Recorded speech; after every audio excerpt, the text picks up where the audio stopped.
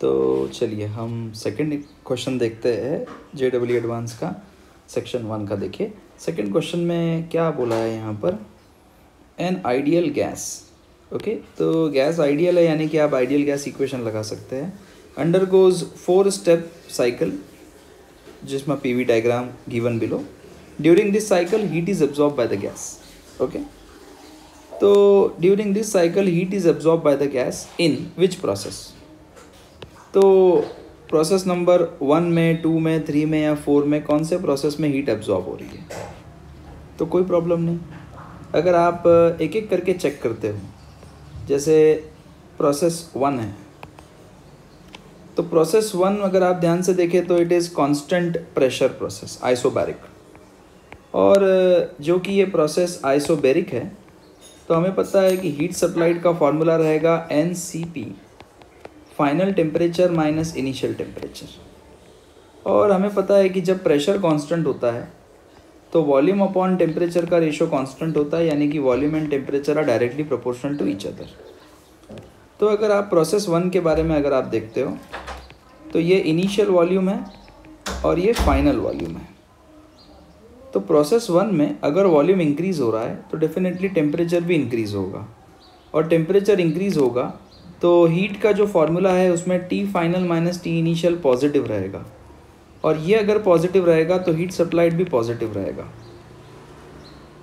जिसका मतलब ये निकलता है कि प्रोसेस 1 में हीट इज़ एब्जॉर्ब। तो प्रोसेस 1 में हीट एब्जॉर्ब हो रही है। Okay, heat is absorbed in process 1। उसी तरह से अगर हम प्रोसेस 2 देखते हैं तो इफ़ यू सी प्रोसेस 2, तो वो कांस्टेंट वॉल्यूम में हो रहा है, यानी कि प्रोसेस 2 जो है वो आइसोकोरिक है, वॉल्यूम इसमें कांस्टेंट होता है। तो हीट सप्लाइड जो रहेगा उसका फॉर्मूला होता है NCV, final temperature minus initial temperature. और अगर आप ध्यान से देखें तो वॉल्यूम अगर कांस्टेंट है तो pressure is directly proportional to temperature. और अगर आप प्रोसेस 2 में ध्यान से देखें तो प्रेशर क्या हो रहा है, डिक्रीज़। अगर प्रेशर डिक्रीज़ हो रहा है तो टेम्परेचर भी डिक्रीज़ होगा, और टेम्परेचर डिक्रीज़ अगर होगा तो final temperature minus initial temperature की वैल्यू नेगेटिव आएंगी, डेल्टा Q भी नेगेटिव आ जाएगा। और इसका मतलब ये निकलता है कि प्रोसेस 2 में हीट जो है वो रिलीज़ हो रही है, ना कि एब्जॉर्ब हो रही है। फिर हम ऐसे ही चेक करते हैं प्रोसेस 3 को। अगर हम चेक करेंगे तो प्रोसेस नंबर 3 फिर से आइसोबैरिक प्रोसेस है, और हीट सप्लाइड होता है NCP delta T, tangent temperature, isobaric process. और आइसोबैरिक प्रोसेस में प्रेशर कांस्टेंट होता है तो volume is directly proportional to temperature. अब अगर आप इसका डायरेक्शन देखते हो तो प्रोसेस नंबर 3 में वॉल्यूम डिक्रीज़ हो रहा है, कंप्रेशन हो रहा है। वॉल्यूम डिक्रीज़ हो रहा है तो टेम्परेचर भी डिक्रीज़ होगा, तो final temperature minus initial temperature negative होगा, तो हीट सप्लाइड भी नेगेटिव होगा। तो इसका मतलब प्रोसेस नंबर 3 में भी हीट क्या हो रही है, रिलीज़ हो रही है। ओके, तो ये हीट बाहर आ रही है, हीट बाहर आ रही है। अब लास्ट बचा हमारा प्रोसेस नंबर 4। तो प्रोसेस नंबर 4 अगर आप देखें तो फिर से कौन सा प्रोसेस है, आइसोकोरिक प्रोसेस है। तो हीट सप्लाइड क्या होगा, NCV डेल्टा T।